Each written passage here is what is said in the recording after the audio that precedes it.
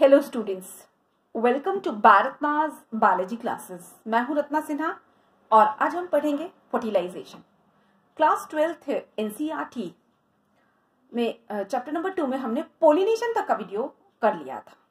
Pollination हम study कर चुके थे। अब पोलिनेशन के बाद जो प्रोसेस आता है प्लांट में, that is fertilization, and the process of the fertilization was discovered by scientist Strasburger. अब पोलिनेशन के बाद यहाँ पे डायग्राम हम ड्रॉ कर रहे हैं। जैसे कि ये जो डायग्राम है, दिस इज स्टिग्मा, और इस स्टिग्मा पर फॉल किया है पोलन। और जैसा कि हमने पहले पढ़ लिया है, इस पोलन के पास बाहर एक्साइन होती है और इंटाइन भी होती है, और कुछ एरिया में यहाँ पे आपको जो सरफेस दिख रहा है वो सिरेशन नहीं है, और इसको हम कहते हैं जर्म पोर। पिछले क्लास में जर्म पोर का मतलब हम समझ चुके थे। अब इस प्रोसेस को, जो ये प्रोसेस हो रहा है, इसे कहते हैं पोलिनेशन। अब पोलिनेशन में सबके बाद सबसे पहला पॉइंट जो आता है, that is pollen pistol interaction.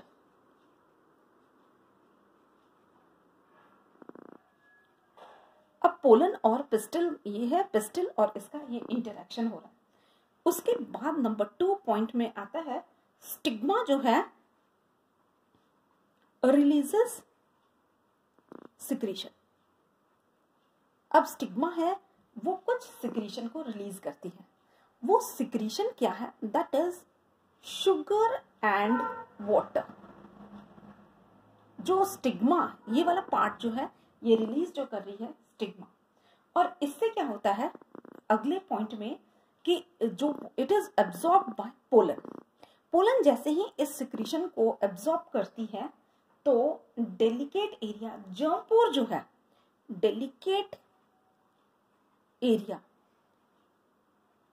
That is germ pore. Delicate area is germ pore, और यहां से अराइज ऑफ पोलन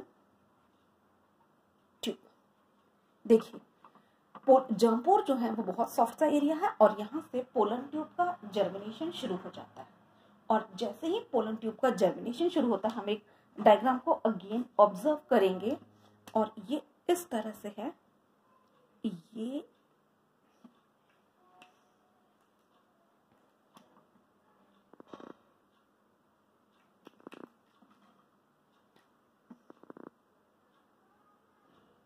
ये ऐसे करके पोलन ट्यूब जो है वो अंदर की ओर जा रहा है, और ये है हमारा पोलन ग्रेन, और इस तरह से इमर्जेंस ऑफ पोलन ट्यूब हो रहा है।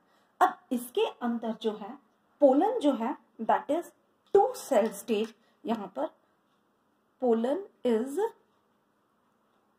2 सेल्ड स्टेज। अब यहां पर चेंजेस क्या आएंगे, इसको एक बार ऑब्जर्व करते हैं।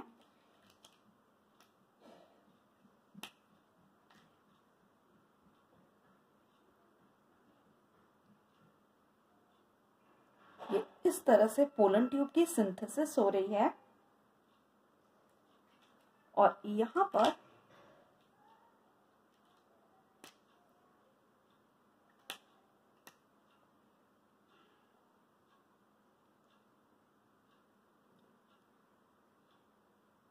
दो तरह के,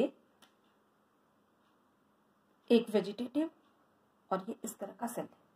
आगे डायग्राम को देखिए, इसके अंदर एक चेंज आता है, उस चेंज को हम ड्रॉ करेंगे। ये इसके अंदर ये एक जो है वो ट्यूब सेल वो एज इट इज रह जाता है, और जो जेनरेटिव सेल्स है वो 2 में कन्वर्ट हो जाते हैं, और ये 2 माइग्रेट कर रहे हैं, और सभी ये दोनों ही माइग्रेट करके अंदर चले जाएंगे। इस तरह का चेंज जो है ये एग्जिस्ट करने लगता है। अब नेक्स्ट केस में आता है, सबसे पहले क्या होगी, अब next case is entry of pollen.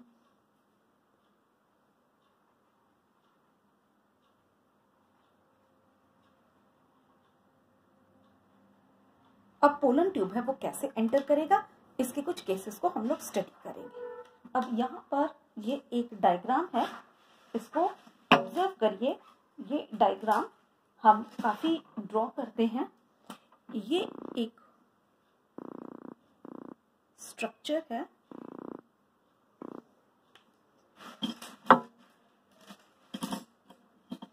and here is ovule. This is the ovule.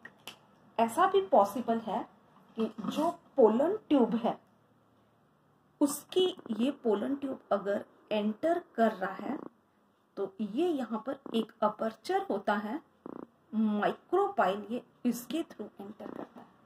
Pollen tube can enter through micropyle if pollen tube enters through micropipe.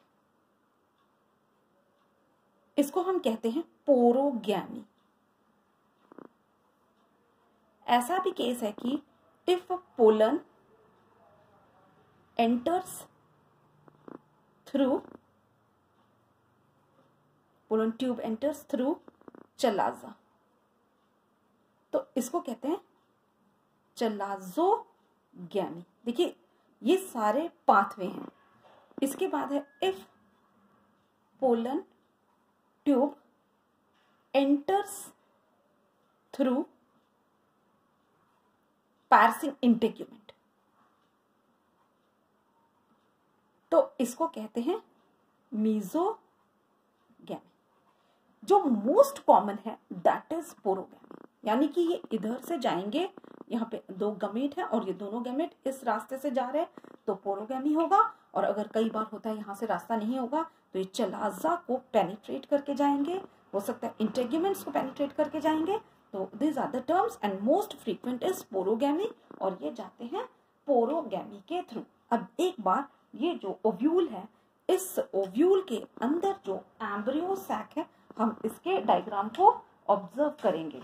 ये जो ओव्यूल है, ओव्यूल के अंदर यहाँ पर है embryo sac. Let us observe the diagram of embryo sac. This is embryo sac.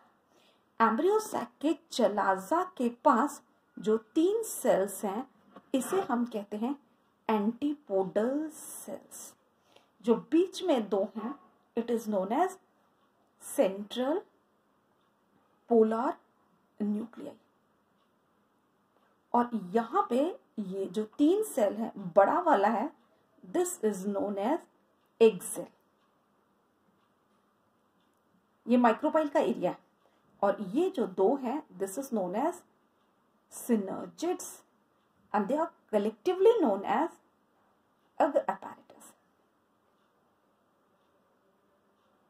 अब यहाँ पर एंट्री किसकी हो रही है?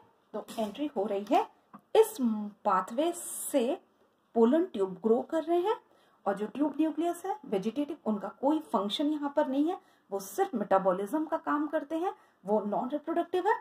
और दो गमेट जो हैं, 2 मेल गमेट, वो पाथवे से एंटर कर रहे हैं, और ये एंटर कर रहे हैं एम्ब्रियो सैक के पास।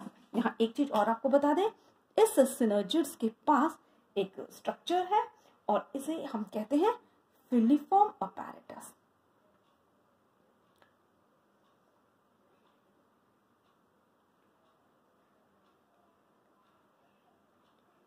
फिलीफॉर्म अपैरेटस, इसका फंक्शन क्या है अभी हम डिस्कस करेंगे।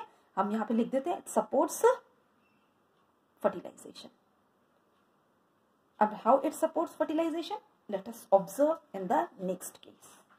यहाँ पर एक केस स्टडी जो बनती है वो इस तरह से होती है कि अगर ये एक एम्ब्रियो सैक है, observe the diagram, this is the embryo sac,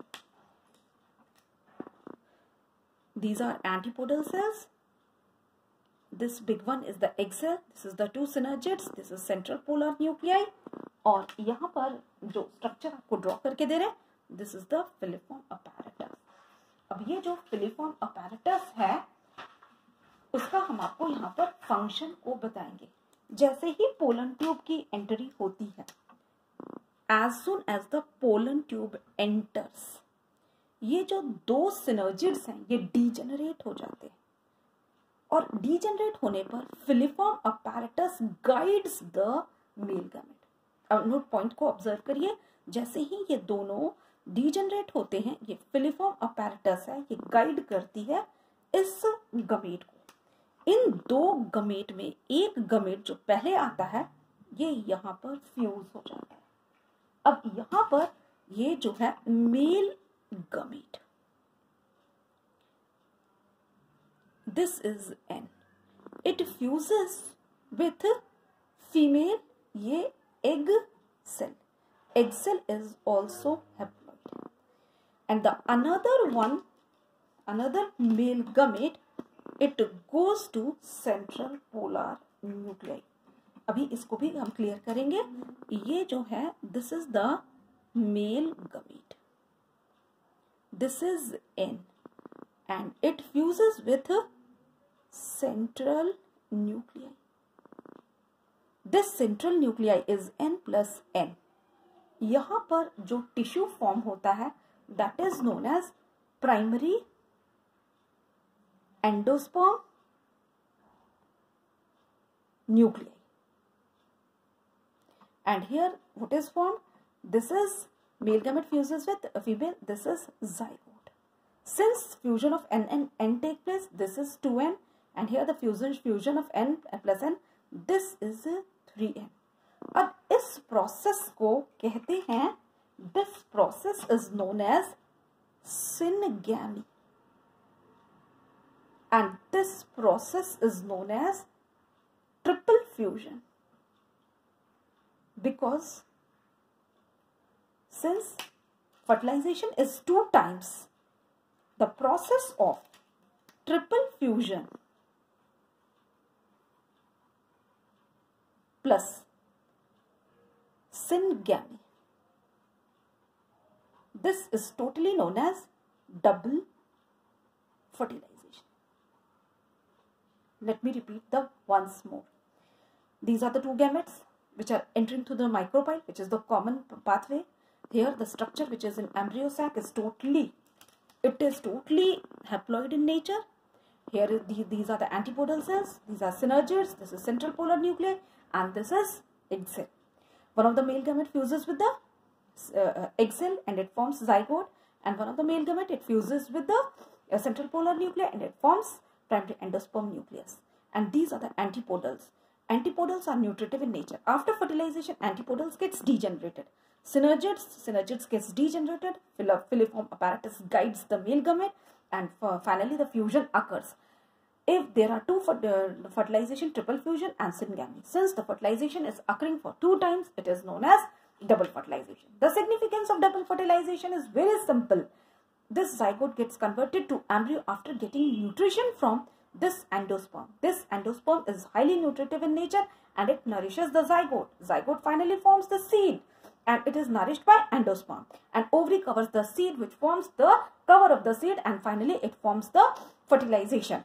And this double fertilization is a character of angiosperm, and it was discovered by Navsheen scientist in Fritillaria.